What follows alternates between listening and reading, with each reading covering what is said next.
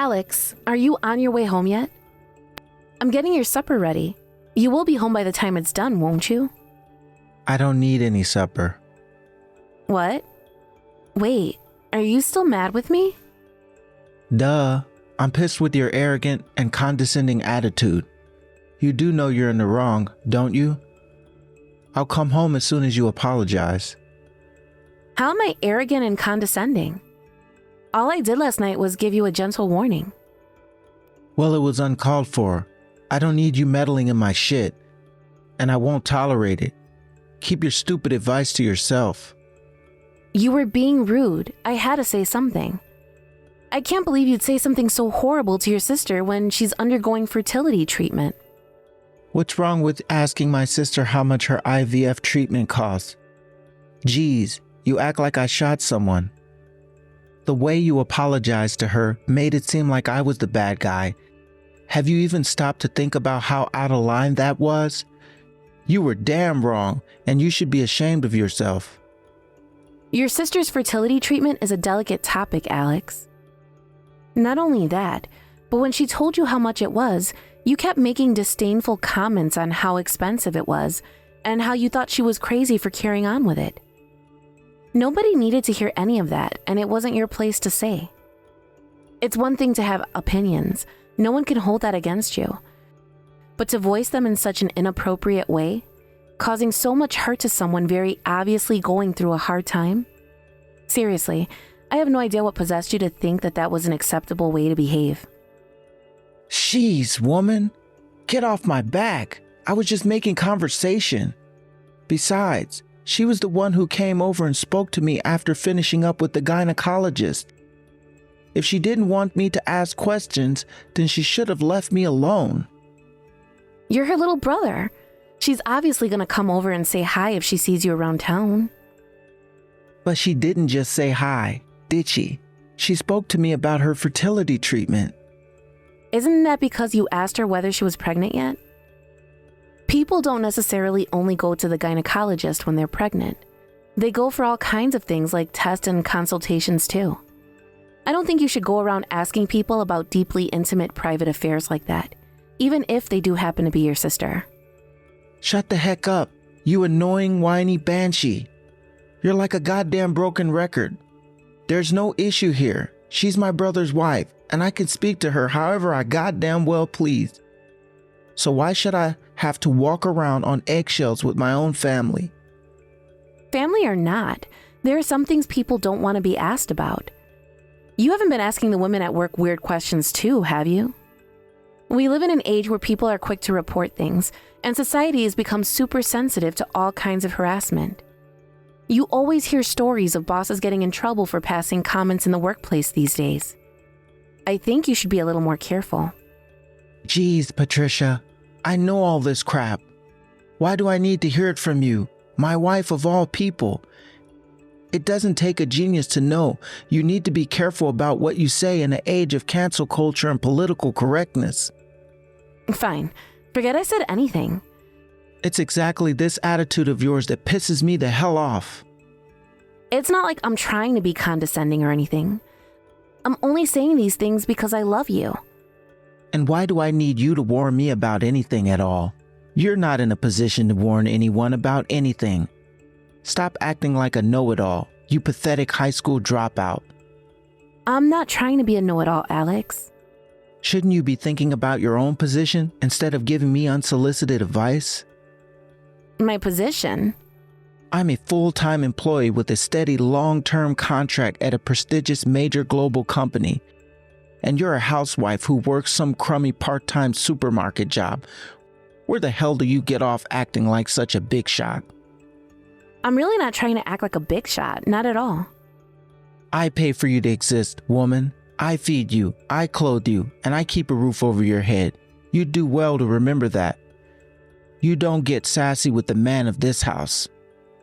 Please, Alex, why won't you try to understand where I'm coming from? I feel like everything I say automatically gets interpreted as an attack. You're the one who doesn't understand anything. Just stop barking orders at me and we won't have any problems. I don't need your advice, 'cause thinking is a man's job. Reply unnecessary.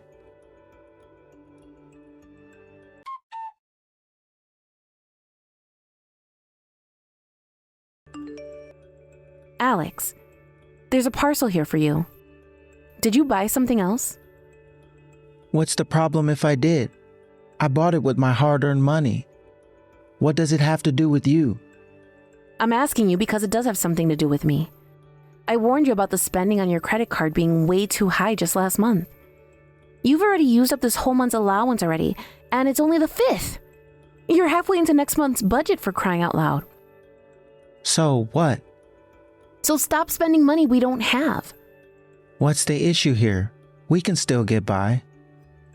Only because I'm covering the excess with my wages from my part-time job. So let me ask you again.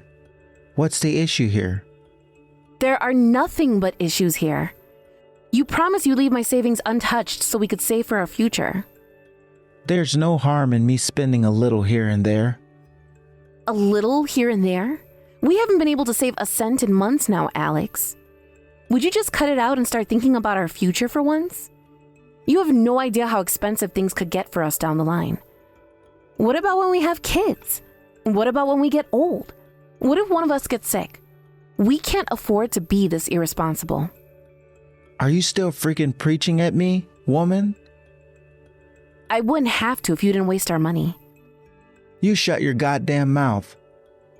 Shut my mouth? God damn it, Alex. You're not a child anymore. It's about time you started taking the things I say to you seriously. These things are important, right?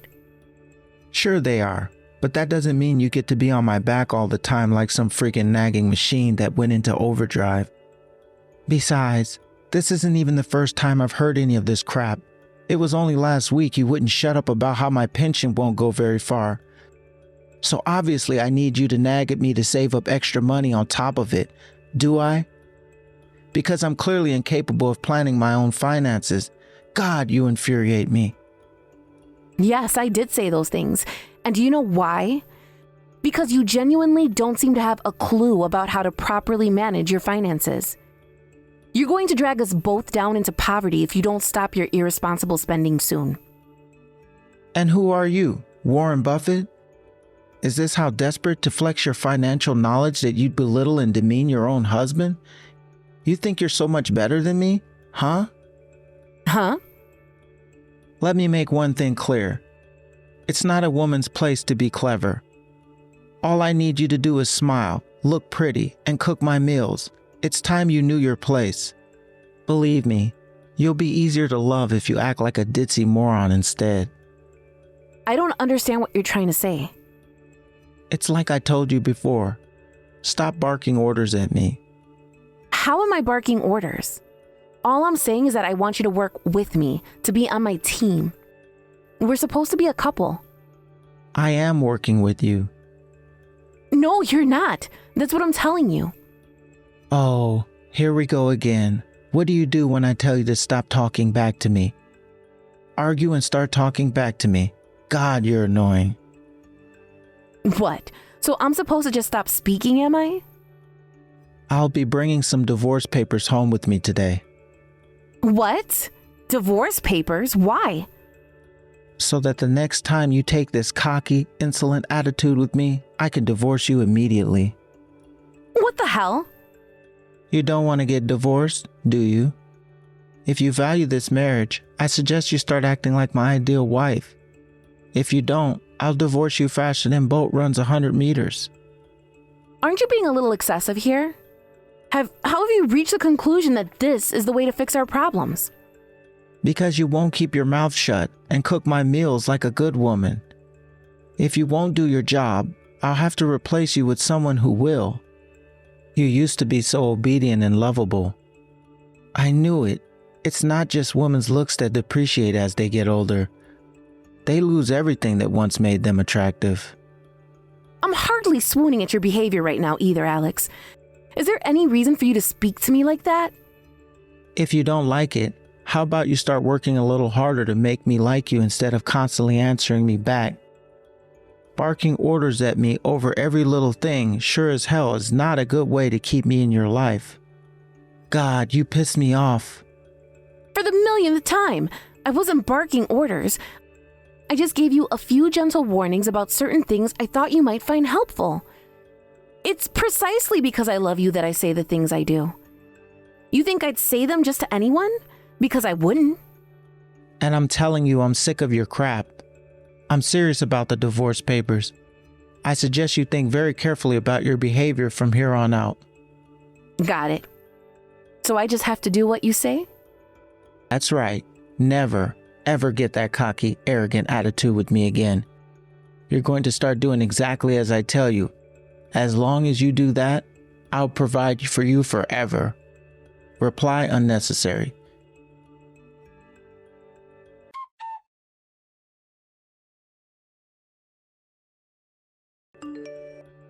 Hey, Patricia, where are you right now? Did you go out and buy groceries? Why? Why? Wait, are you serious? Why? Did you just question me? I just got back from work. You know what that means. It means I'm hungry. Hurry up and get your ass back home and cook me 3 meals, of course. Why? Cut it out. Stop asking questions you already know the answer to. Who do you think that feeds and clothes you? Who do you think keeps a roof over your head? I work full-time, moron. It's your job as my wife to make sure there's food waiting on the table for me when I get home. Sorry, I'm an idiot, so I don't understand. Huh? What? Are you making fun of what I said before? In that case, let me make your order simple. Get back home and cook my dinner now. Why? Okay, bitch. You listen to me and listen good. You're an idiot, so listen to my orders and do as I tell you. You don't need to think. Just do as you're told. Yep, I did as I was told and filed the divorce papers. I won't be coming home ever again. Huh? You filed the divorce papers? You said it yourself, right? That I ever got cocky with you again, I was to submit the divorce papers? Well, you'll be pleased to know I did as I was told. Because I have no intention of doing what you tell me. So that's why you filed them? You're joking, right?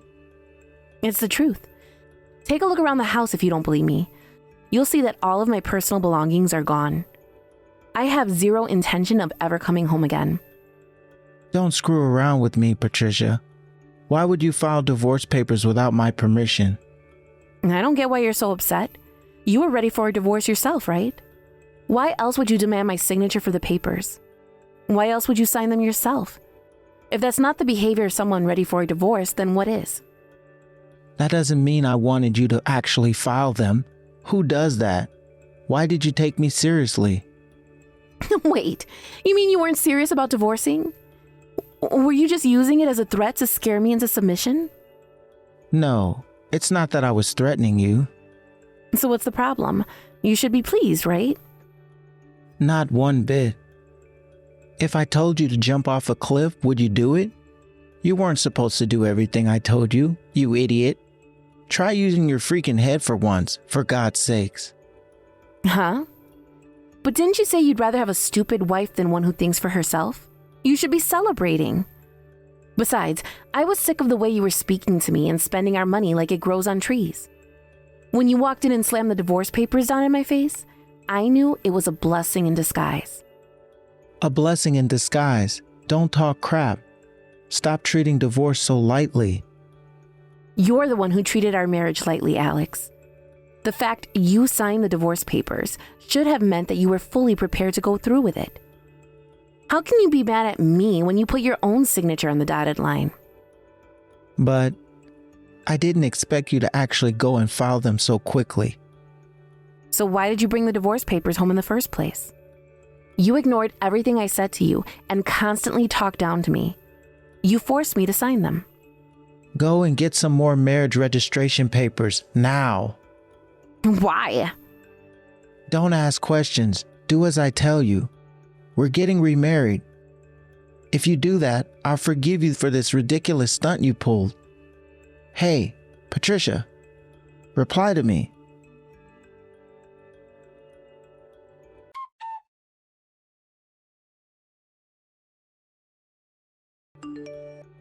Hey, Patricia, I'm begging you. Please respond. Please. Seriously, I'm begging you. Respond to me. I made it perfectly clear you were going to contact my lawyer if there was anything you needed to say to me. How many times are you going to spam my inbox before you get the message? Screw the lawyer. I want to speak to you directly. Can we speak on the phone? I'm on the move right now, so I can't. I see.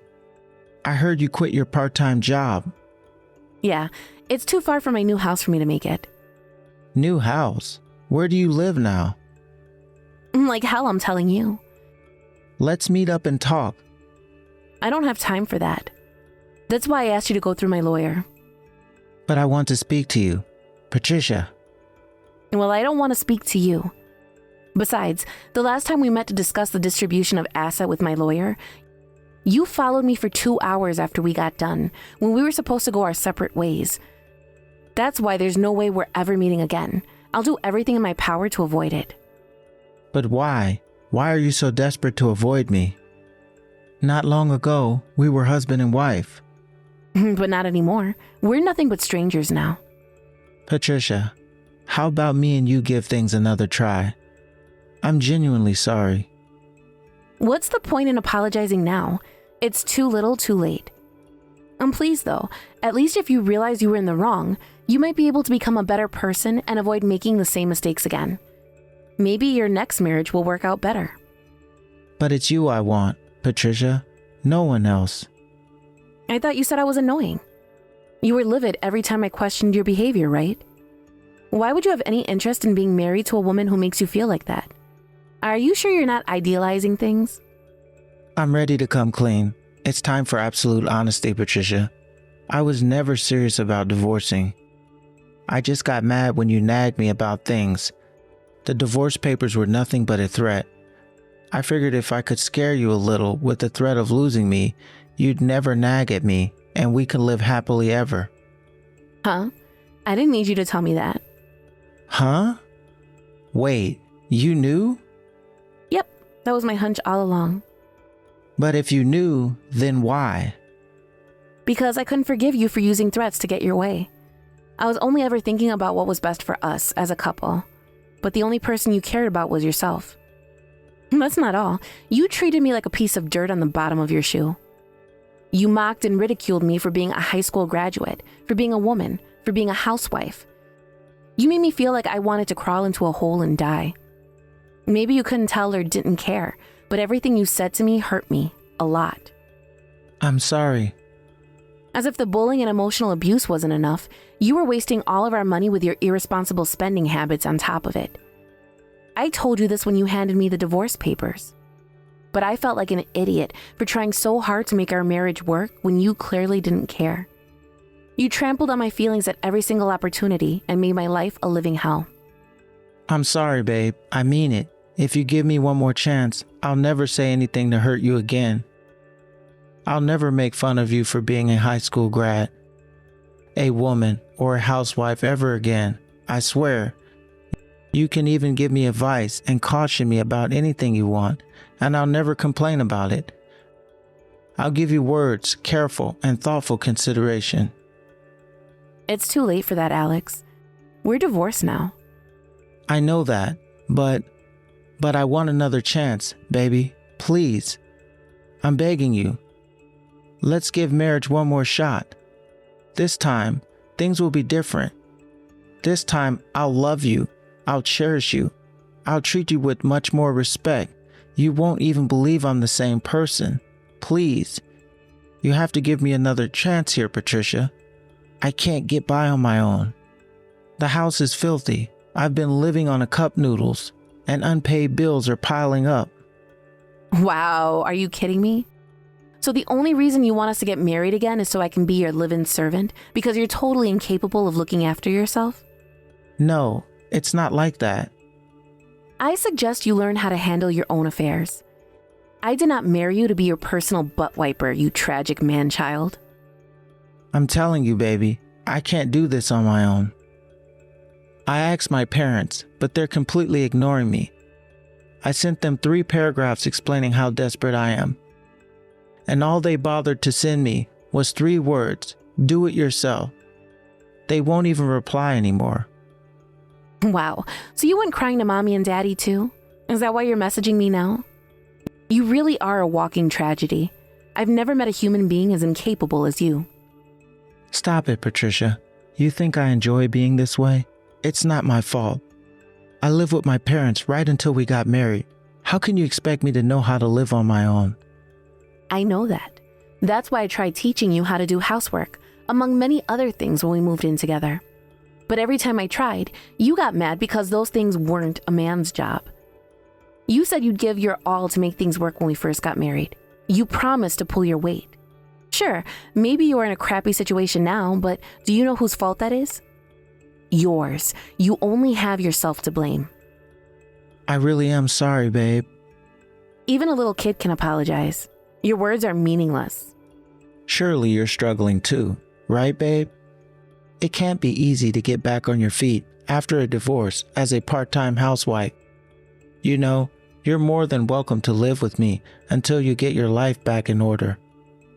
Oh, that's fine. You don't have to worry about me. I'm already working full-time. What? Did you think I just sat around doing nothing for the month after you slammed the divorce papers in my face and forced me to sign them? I thought seriously about my future and took the necessary steps to ensure I'd land on my feet after the divorce. Patricia, please, I'm begging you. Please, will you at least think about remarrying me? You don't have to give me an answer now. Just let me know you'll consider it. I've been an idiot, a fool. I was the one who needed you all along. That's great, honey. I'm pleased you finally understand. Unfortunately for you, I'm sick of you.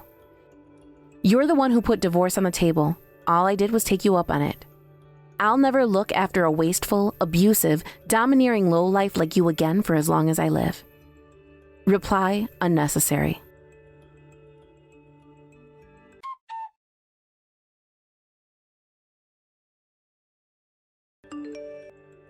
After that, I got a new phone and changed my number so my ex-husband wouldn't be able to pester me with his groveling messages. My lawyer did get a few more messages from Alex, but they were about the most pathetic things you could imagine, such as questions on how to pay the gas bill or how to sell a house. Eventually, even my lawyer reached his wit's end and told him to look into it by himself. A few weeks after the divorce, Alex's big brother paid his wayward sibling a visit to check up on how he was doing. Apparently, he found him huddled up in the corner of a filthy room full of empty cup noodle cartons and beer bottles, crying hysterically in the fetal position. It looks like his fundamental lack of basic life skills is finally coming back to bite him. According to Alex's big brother, his entire family has decided to operate on a tough love policy of not offering him any support, in the hope it'll lead him to finally learning the skills needed to live and support himself. And that's not all. Apparently, Alex started behaving so horribly to his subordinates at work after the divorce that he was summoned to a disciplinary meeting, demoted, and slapped with a huge pay cut. It was hard for me to commit to the divorce at first due to all the memories of how good things were at the start of our marriage. But eventually, I realized you can't live on memories, and I did what I had to do. Now, I don't have a single regret. I found myself a new job after moving, and now I'm super fulfilled by my somewhat hectic and incredibly rewarding work life. I don't have to tolerate abuse or wasteful spending from anyone anymore. Now I can finally live on my own terms while saving up money at my own pace. My stress levels are non-existent, and I'm having a blast. I'm so excited to find out what my fresh start holds in store for me. And for the first time in a long time, I'm filled with happiness and optimism for the future.